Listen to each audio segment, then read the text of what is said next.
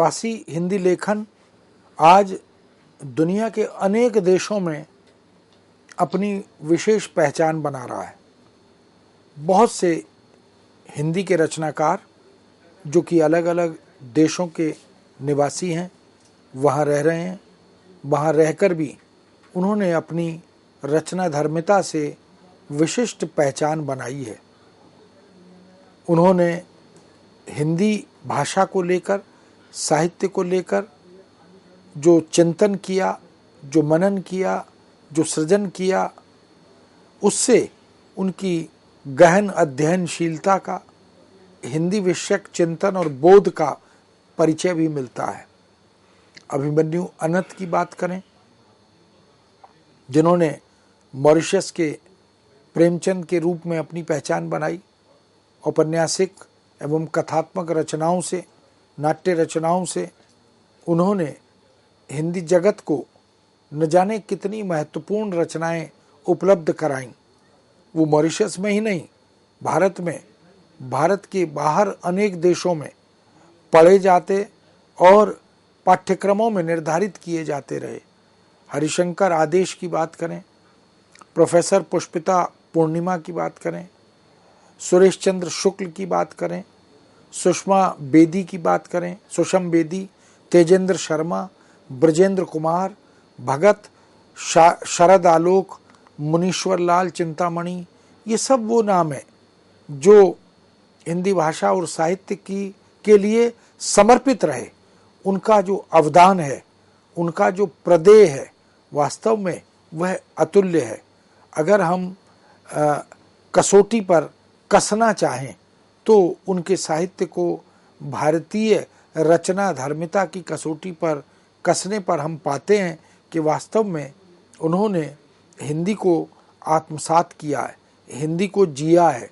इसलिए क्योंकि उनकी भाषा के माध्यम से व्यक्त रचना धर्मिता यह इस बात का संकेत स्पष्ट रूप से करती है कि ये सभी रचनाकार भारतीय संस्कृति की सुगंध को, भारतीय समाज की मान्यताओं को, भारतीय मूल्य परंपराओं को अपनी रचना धर्मिता के माध्यम से विश्व के सामने उद्घाटित भी करते हैं। वहाँ के जिन देशों में ये रहते हैं, वहाँ के तमाम आपदाओं, समस्याओं को, समसामयिक चुनौतियों को भी वो उद्घाटित करते हैं। किंतु हिंदी में अनुसंधान विश्व के 100 से अधिक विश्वविद्यालयों में इस बात का प्रमाण है, यह चल रहा है, इस बात का प्रमाण है कि हिंदी की स्वीकृति निरंतर बढ़ रही है और प्रवासी लेखक इस दिशा में रचनात्मक भूमिका निभा रहे हैं। बहुत से देश ऐसे हैं जहां हिंदी में स्नातक, स्नातकोत्तर स्तर की शिक्षा दी जा रही है, उपाधि स्तर का शिक्षण प्रशिक्षण भी चल रहा है। भारतीय कलाओं को सीखने सिखाने के तमाम तमाम व्यवस्थाएं की जा रही हैं, प्रबंध किए जा रहे हैं। उनके प्रचार प्रसार के लिए बहुत सी संस्थाएं समर्पित हैं, कला केंद्र खोले जा रहे हैं। तमाम तरह के संगीत की विद्या हो या भारतीय कलाओं की विद्या हो, उसका शिक्षण प्रशिक्षण दिया जा रहा है। टैगोर केंद्र हो या महात्मा गांधी केंद्र हो या इसी तरह से अलग अलग देशों में अलग अलग तरह के शैक्षिक केंद्र, प्रतिभा प्रखर करने वाले केंद्र ये प्रारंभ किए जा रहे हैं। हिंदी और हिंदी इतर भारतीय भाषाओं की शिक्षा, इसके साहित्य की शिक्षा, इनको माध्यम रूप में पढ़ने पढ़ाने की सुविधा, यह भी अनेक देशों में लगातार दी जा रही है। मॉरिशस में तो हिंदी सचिवालय, महात्मा गांधी संस्थान, टैगोर संस्थान आदि, इनकी स्थापना इस बात का प्रमाण है कि वहाँ भारतीय समाज, भारतीय संस्कृति, भारतीय साहित्य, भारतीय मूल्य, भारतीय जीवन शैली, इसको सब सीखना और जानना चाहते हैं।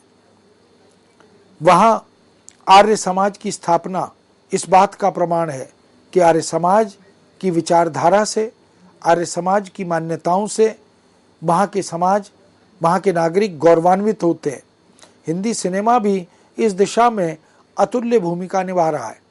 यहाँ के धारावाहिक, रेडियो और टेलीविज़न के तमाम कार्यक्रम, यहाँ के खेलों का सीधा प्रसारण, यहाँ के तमाम तरह के शैक्षिक और अकादमिक कार्यक्रमों का प्रसारण निश्चित रूप से हिंदी की लोकप्रियता को निरंतर बढ़ते हुए दिखाता है।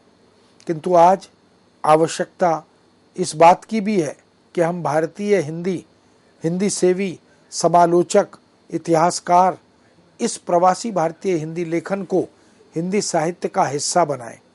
नए हिंदी साहित्य के इतिहास लिखे जाएं, जिनमें इन अलग अलग देशों में, चाहे वो मॉरिशस, ट्रिनिडाड, सूरीनाम, गुयाना आदि हों, या कनाडा, इंग्लैंड, अमेरिका, रूस या पाकिस्तान या बांग्लादेश या श्रीलंका या बाली आदि देश हों, इन देशों में हिंदी का जो लगातार लेखन चल रहा है, हिंदी विषयक, साहित्य विषयक आलोचनाएं तैयार की जा रही हैं, कविताएं लिखी जा रही हैं, कहानी, उपन्यास, नाटक लिखे जा रहे हैं, प्रहसन लिखे जा रहे हैं, बहुत से राष्ट्रभक्ति के, समाज सुधार के प्रसंगों को लेकर लेखन चल रहा है। उन सब का हिंदी साहित्य के इतिहास में समावेश किया जाए, ससम्मान, कृतज्ञतापूर्ण उन्हें स्थान दिया जाए, क्योंकि हिंदी के इतिहास को, हिंदी भाषा और साहित्य की समृद्धि के इतिहास को निश्चित रूप से ये उद्घाटित करने वाले रचना धर्मिता है। इस दृष्टि से यह साहित्य और ये साहित्यकार अभी तक उपेक्षित रहे भी हैं। हिंदी लेखन और लेखकों की राजनीति ने, खेमेबाजी ने प्रवासी हिंदी लेखन को वस्तुतः वह स्थान प्राप्त नहीं करने दिया जिसका वह हकदार रहा है।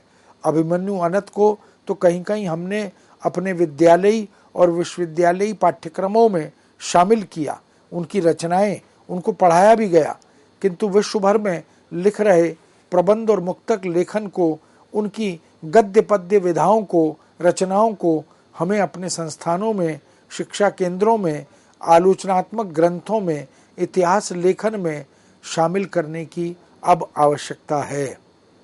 उनके अवदान को सम्मान के साथ पहचानने की अब ज़रूरत है। इसलिए हम सब हिंदी समाज से जुड़े हुए, हिंदी आलोचना, हिंदी पत्रकारिता से जुड़े हुए सभी समालोचक, चिंतक, विचारक, लेखक, पत्रकार इस दिशा में रचनात्मक भूमिका निभा सकते हैं। आज आवश्यकता यह भी है कि भारत में एक प्रवासी हिंदी लेखन अकादमी बनाई जाए। पूरे विश्व में हो रहे हिंदी लेखन का एक संग्रहालय बनना चाहिए। भारत में आज इसकी आवश्यकता है। राष्ट्रीय शिक्षा नीति NEP 2020 में भी इस तरह के तमाम रिक्तियों को भरने का आह्वान किया गया है। पुस्तकालयों में, विदेशों में बैठकर हिंदी में लेखन करने वाले रचनाकारों की रचनाओं का संकलन या संग्रह किया जाए। वहाँ उन्हें पढ़ने पढ़ाने वालों को, शोध करने वालों को उपलब्ध कराया जाए।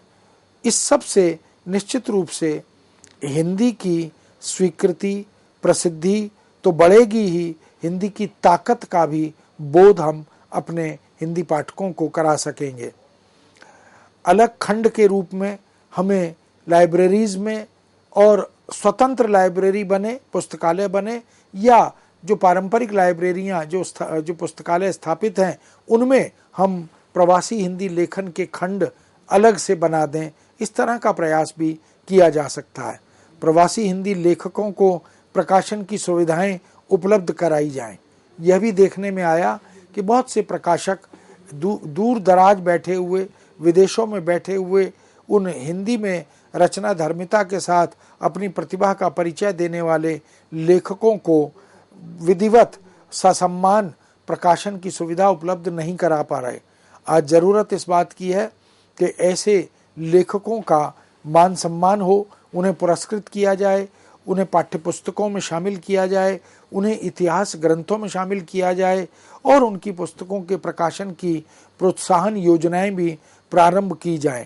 इसलिए प्रकाशन अनुदान भी यदि इस प्रकार की रचनाओं को दिया जा सकता हो तो भारत सरकार को उस दिशा में भी प्रयत्न करना चाहिए कि विदेशों में बैठकर सारगर्भित उत्कृष्ट लेखन करने वाले, हिंदी में उत्कृष्ट सृजन करने वाले लेखकों को अनुदान दें ताकि उनकी पुस्तकें प्रकाशित हो सकें।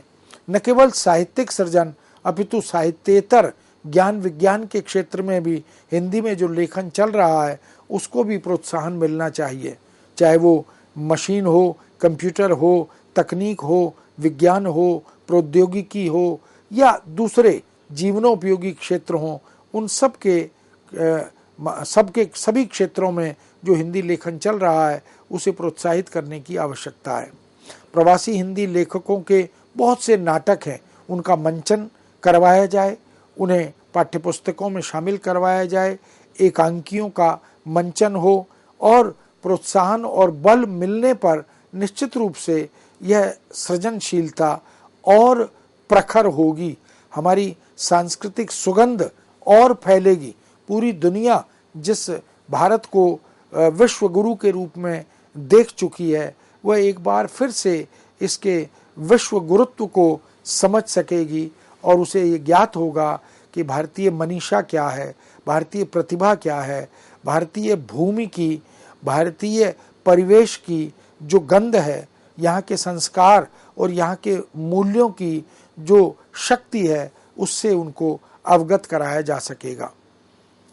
हम प्रवासी हिंदी लेखन के लिए रचनाओं और उन रचनाकारों को पुरस्कृत करने की व्यवस्था, उनके लिए सम्मान आदि की व्यवस्था करें, यह भी अत्यंत आवश्यक है।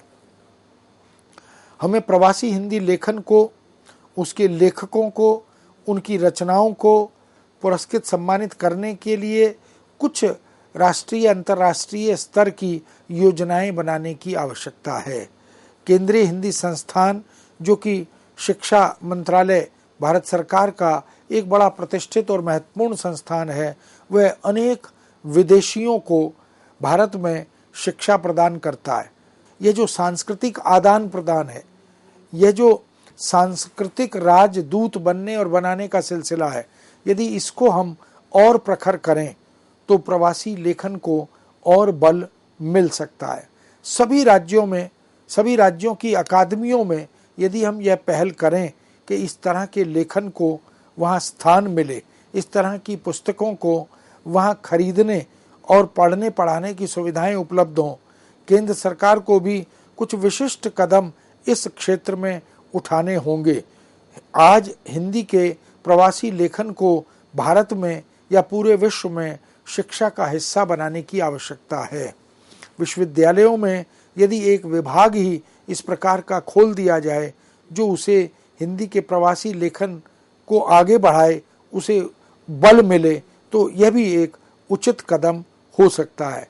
विदेशों में रहकर हिंदी में लेखन कर रहे भारतीय मूल के इन रचनाकारों की प्रकाशित पुस्तकों को देश की पुस्तकालयों में पहुंचाने, खरीदने की व्यवस्था और सुविधा भी विधिवत यदि दी जाए तो वह भी एक उपलब्धि होगी। भारत सरकार के संस्कृति मंत्रालय को और राज्य स्तरों की सरकारों को यह भी करना होगा कि प्रवासी हिंदी लेखन को भारत आगमन पर या वहाँ के लेखक, वहाँ के कलाकार यदि भारत आते हैं तो उन्हें रेडियो पर, टेलीविज़न पर या तमाम तरह के मंचों पर उपस्थित होने का अवसर मिले, वो वहाँ अपनी प्रतिभा का परिचय दे सकें, मीडिया में उन्हें पर्याप्त अवसर मिले जिससे उस प्रतिभा को वो भारतवासियों के सामने, विश्व के नागरिकों के सामने पहुंचाने में सक्षम और समर्थ हो सके। उनके इंटरव्यूज़ या साक्षात्कार कराए जाएं, संगोष्ठियां कराई जाएं, चर्चा परिचर्चाएं कराई जाएं, तमाम तरह के पुस्तक मेलों में, तमाम तरह के विदेशी मेले लगते हैं, उन सब में ऐसे साहित्य को प्रोत्साहित किया जाए, ऐसे रचनाकारों को भी अवसर दिया जाए ताकि वो भारत की संस्कृति, भारत के मूल्य आदि से संबद्ध जो लेखन हिंदी में कर रहे हैं उनका पठन पाठन बढ़ सके। प्रवासियों द्वारा लिखित साहित्य पर देश के अनेक विश्वविद्यालयों में शोध करवाई जाए। अभी इस दिशा में कुछ शोध प्रबंध लिखे जा रहे हैं। प्रदेशों में, विदेशों में बैठे हुए जो प्रवासी लेखक हैं उनकी रचनाओं पर, उनके समग्र प्रदेय पर भी पीएचडी, डीलिट आदि की उपाधि के लिए अनेक विश्वविद्यालयों से कार्य कराए जा रहे हैं। ऐसे शोधार्थियों को छात्र एवं शोध वृत्तियां उपलब्ध कराई जाएं, उससे भी उनका मनोबल निश्चित रूप से बढ़ेगा। साहित्यिक सेतु इसी दृष्टि से निर्मित होंगे, आदान प्रदान हो, इन रचनाओं के परस्पर भाषाओं में अनुवाद हो, उन रचनाओं का तरह तरह से शिक्षण, प्रशिक्षण और मंचन करने में रचनात्मक भूमिका इसका निर्वाह हो, सांस्कृतिक संबंध प्रगाढ़ करने की दिशा में साहित्य, संस्कृति और भाषा की भूमिका को रेखांकित किया जाए। विश्व भर में हिंदी में शिक्षण प्रशिक्षण कर रहे विश्वविद्यालयों को प्रोत्साहित करने की नई नई योजनाएं प्रदान की जाएं। विश्वविद्यालय अनुदान आयोग अर्थात यूजीसी को इस दिशा में, शिक्षा मंत्रालय को इस दिशा में प्रवासी हिंदी साहित्य विभाग बनने और बनाने की कोशिश या प्रयत्न करने की आवश्यकता है। प्रवासी हिंदी साहित्य का कोष बनाने की भी आज ज़रूरत है। साहित्यकार कोष बनने की योजनाएं सुनिश्चित हों, प्रवासी हिंदी लेखन को बल मिले, प्रवासियों द्वारा लिखी गई रचनाओं का एक कोष, एक परिचयात्मक कोष बने। इस तरह के प्रयत्न करने से प्रवासी हिंदी लेखन को बल मिलेगा। प्रवासी हिंदी लेखन में प्रयुक्त लोकोक्तियाँ, मुहावरे, उनका संग्रह अलग से किया जाए, उनके प्रयोग कोष बनाए जाएं, जिससे सांस्कृतिक विरासत को हम सुरक्षित कर सकें। वास्तव में आज आवश्यकता इस बात की भी है कि विदेशों में भारतीय संस्कृति का निर्वाह किस किस रूप में किया जा रहा है। जैसे मॉरिशस में गंगा तालाब एक इसका सशक्त उदाहरण है। वहाँ पर बैसाखी के अवसर पर जो मेले लगते हैं, जो तमाम तरह के जन समूह का उमड़ाव होता है, उन सब को भी यदि हम लेखन के माध्यम से या रचनाओं के माध्यम से उद्घाटित करते हैं तो यह ज्ञात होता है कि भारतीय संस्कृति की जड़ें किस तरह प्रवासी लेखकों के माध्यम से, प्रवासियों के, भारतीय मूल के प्रवासियों द्वारा अनेक विश्व के देशों में बहुत गहरी पसर गई हैं, बहुत गहरी मजबूत पकड़ बना चुकी हैं। यदि प्रवासी हिंदी साहित्य और हिंदी साहित्यकारों के स्थायी स्तंभ हमारे समाचार पत्रों में, पत्रिकाओं में प्रारंभ किए जाए तो हम इस लेखन को और सशक्त बना सकते हैं। यदि प्रवासी हिंदी लेखकों को हम अपने रेडियो, टेलीविज़न जैसे चैनलों पर, हम अपने सोशल मीडिया के तमाम चैनलों पर अवसर दें, गोष्ठी संगोष्ठी के माध्यम से उनकी रचना धर्मिता को यदि हम प्रोत्साहित करें तो निश्चित रूप से इस दिशा में और भी महत्वपूर्ण कार्य किया जा सकता है। रेडियो में और दूरदर्शन पर प्रवासी हिंदी लेखन को प्रोत्साहित करने की कुछ राष्ट्रीय, अंतर्राष्ट्रीय योजनाएं बनाई जाएं। आज प्रवासी हिंदी लेखकों के चित्र एल्बम तैयार किए जाएं।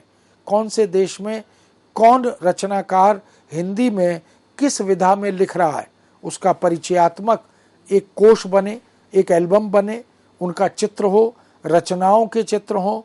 इस तरह के प्रयत्न अगर हम करते हैं तो उनका नैतिक बल बढ़ता है, मनोबल बढ़ता है और वो निश्चित रूप से इस दिशा में अपनी और रचनात्मक भूमिका निभा सकते हैं। शैक्षिक चैनलों पर भी इनका परिचय विधिवत दिया जा सकता है। हिंदी भाषा और साहित्य के रचनाकारों के अवदान से अवगत कराने की आवश्यकता आज अत्यंत प्रखर और प्रबल रूप में दिखाई देती है। अनेक महत्वपूर्ण हिंदी पत्रिकाएं भी प्रवासी रचनाकारों द्वारा प्रकाशित की जा रही रचनाओं के रूप में हमारे सामने उपस्थित होती हैं। वहाँ बच्चे, युवा, प्रौढ़, बुजुर्ग सभी रचनाकार अपनी रचना धर्मिता से इन्हें सशक्त बना रहे हैं। बहुत से विदेशों में ऐसे संस्थान हैं जहाँ हिंदी की पत्र पत्रिकाएं प्रकाशित की जा रही हैं, संपादित की जा रही हैं। वहाँ के विद्यार्थी, वहाँ के शोधार्थी, वहाँ के शिक्षक, वहाँ के चिंतक विचारक, वहाँ के पत्रकारिता से जुड़े हुए रचनाधर्मी लोग, ये सब अपनी अपनी प्रतिभा के माध्यम से इन पत्र पत्रिकाओं में कहीं बच्चों के लिए लिख रहे हैं, कहीं महिलाओं के लिए लिख रहे हैं, कहीं शिक्षकों और शिक्षा के लिए लिख रहे हैं, कहीं सांस्कृतिक मूल्यों का उद्घाटन यह भी किया जा रहा है। यानी बहुत से आयाम हैं जिन्हें प्रखर रूप में उद्घाटित किया जा रहा है। यदि प्रवासी हिंदी साहित्य का अंग्रेजी एवं भारतीय भाषाओं में अनुवाद कराया जाए तो भी इस आंदोलन को बल मिलेगा। यदि सरकारी गैर सरकारी स्तर पर प्रभावी प्रतिष्ठित हिंदी लेखकों के नाम से कुछ हिंदी पुरस्कार सम्मान भी प्रारंभ किए जाएं तो भी उनका मान सम्मान बढ़ेगा और उनका मनोबल भी बढ़ेगा। प्रवासी हिंदी लेखन की बृहत इतिहास लेखन योजना, जो कि अनेक खंडों में विधा अनुसार भी हो सकती है, प्रारंभ की जा सकती है। प्रवासी हिंदी प्रेमियों का, हिंदी सेवी संस्थाओं का, समाचार पत्र पत्रिकाओं का, साहित्यिक पत्र पत्रिकाओं का इतिहास अलग अलग प्रकाशित किया जा सकता है। यानी इस तरह के इतिहास ग्रंथों पर विधिवत योजनाबद्ध पद्धति से कार्य करने और करवाने की आवश्यकता है।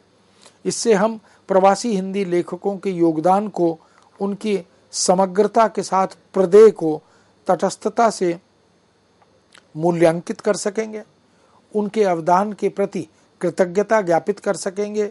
भविष्य की बहुत सी अपेक्षित और आवश्यक योजनाओं को स्वरूप देने का मार्ग भी इसी के माध्यम से प्रशस्त हो सकेगा। इसलिए प्रवासी हिंदी लेखन वास्तव में हिंदी साहित्य के इतिहास लेखन की परंपरा का एक हिस्सा बनना चाहिए। आचार्य रामचंद्र शुक्ल का इतिहास हो या उनसे पहले और बाद के लिखे गए इतिहासों की बात हो, इतिहास ग्रंथों में प्रवासी हिंदी लेखन को वह सम्मान और स्थान जो अभी तक नहीं मिला वो अब मिलना चाहिए। सरकारी स्तर पर या व्यक्तिगत स्तर पर, समूह के स्तर पर जो भी हिंदी साहित्य के इतिहास अब लिखे जाएं, उनमें ज़रूरत इस बात की है कि अब प्रवासियों के लेखन को भी शामिल किया जाए। आज आवश्यकता यह भी है कि प्रवासी हिंदी साहित्य के आधार पर उनकी कहानियों के, नाटकों के, उपन्यासों के और इसी तरह यात्रा वृत्तांत, संस्मरण, रेखाचित्र आदि इन समस्त विधाओं के संग्रह अलग से तैयार किए जाएं।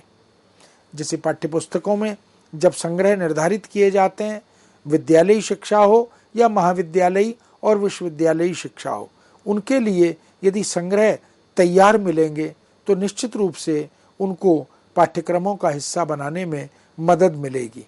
हम उन संग्रहों को विधा के आधार पर, उन संग्रहों को प्रवृत्ति के आधार पर भी वर्गीकृत करके तैयार कर सकते हैं। इन्हें अलग अलग देशों के आधार पर भी तैयार किया जा सकता है और समग्रतः प्रवासी हिंदी लेखन के आधार पर भी हम इस पर विचार कर सकते हैं। यदि विश्व भर में प्रवासी हिंदी लेखकों के नाम पर कुछ चेयर स्थापित की जाए, कुछ चेयर स्थापित की गई हैं, लेकिन प्रवासी हिंदी लेखकों के नाम पर भी यदि दुनिया भर के देशों में, भारत में चेयर स्थापित हो तो निश्चित रूप से यह भी एक सशक्त शुरुआत हो सकती है। इस दृष्टि से मॉरिशस के प्रेमचंद श्रद्धेय अभिमन्यु अनंत का निधन हुआ, उनका शुभारंभ उन्हीं के नाम से किया जा सकता है। मॉरिशस की सरकार इस दिशा में, वहाँ की शैक्षिक संस्थाएं इस दिशा में काम कर सकती हैं। भारत सरकार और अन्य देशों की सरकारें मिलकर भी इस दिशा में यदि कार्य करें तो हिंदी के प्रचार प्रसार को बल मिलेगा। इस तरह हम देख सकते हैं कि केंद्रीय हिंदी संस्थान आगरा, जो कि भारत सरकार के मानव संसाधन मंत्रालय की महत्वपूर्ण संस्था है, प्रवासी जगत नाम की एक नई मौलिक और महत्वपूर्ण पत्रिका उसने प्रारंभ की। सितंबर-नवंबर 2017 में उसका पहला अंक प्रकाशित हुआ। विदेशों में भी हिंदी पत्र पत्रिकाएं प्रकाशित होती रहीं। मॉरिशस में बसंत पत्रिका का प्रकाशन नियमित रूप से होता है। इसी तरह इंद्रधनुष पुरवाई ब्रिटेन से, विश्व विभोर स्वर और हिंदी जगत अमेरिका से, हिंदी चेतना और प्रयास कनाडा से, प्रवासी संसार और प्रवासी जगत भारत से, ऐसी बहुत सी महत्वपूर्ण रचनाएं, पत्रिकाएं प्रकाश में आ रही हैं, प्रकाशित हो रही हैं। भारत देश छोड़ते समय और विदेश गमन करते समय इन प्रवासियों ने, भारत मूल के निवासियों ने अपने साथ रामचरितमानस, हनुमान चालीसा, गीता, सत्यनारायण कथा पुस्तिका, सुंदरकांड पुस्तिका, गंगा जल, इन सब को सहयात्री बनाया। जहाँ जहाँ वो गए उन्हीं के माध्यम से भारतीय संस्कृति को, उसकी आस्था को उन्होंने उन देशों में प्रचारित प्रसारित किया। इस तरह एग्रीमेंट जो है वो गिरमिटिया मजदूर के रूप में सामने आया। भारतीय मूल्यों के प्रहरी बनकर भारतीय सांस्कृतिक सुगंध को वहाँ बिखेरते रहे और आज भी इस दिशा में अनवरत यह समर्पित हैं। हिंदी सेवा में सैकड़ों विद्वान पूरी दुनिया में आज अपनी सेवाएं दे रहे हैं। हम कोश कार्य की दुनिया हो, साहित्य लेखन की दुनिया हो, हम उन सारे कार्यों को देखें। George Grierson, Barannikov, John Ketelaar, Thomas Colebrooke, Garcin de Tassy, Stuart McGregor, William Price, professor Chiang, Ching Kwei, John Ferguson, Monier Williams, John Ketelaar, Gilchrist, father Camille Bulcke, William Calvert, न जाने कितने ऐसे नाम हैं।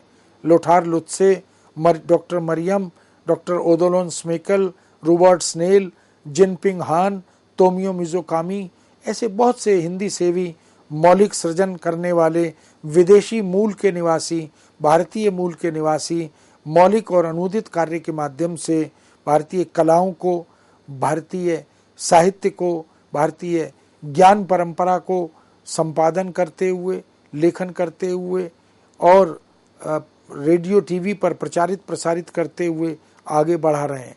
इस तरह हम कह सकते हैं कि प्रवासी हिंदी लेखन निश्चित रूप से हिंदी साहित्य के इतिहास के लिए, हिंदी जगत के लिए गौरव का विषय है और हम सब ऐसे प्रवासी हिंदी लेखकों के प्रति कृतज्ञता ज्ञापित करते हैं जो सतत अपनी लेखनी के माध्यम से भारतीय संस्कृति की सुगंध को पूरी दुनिया में फैलाने को समर्पित है।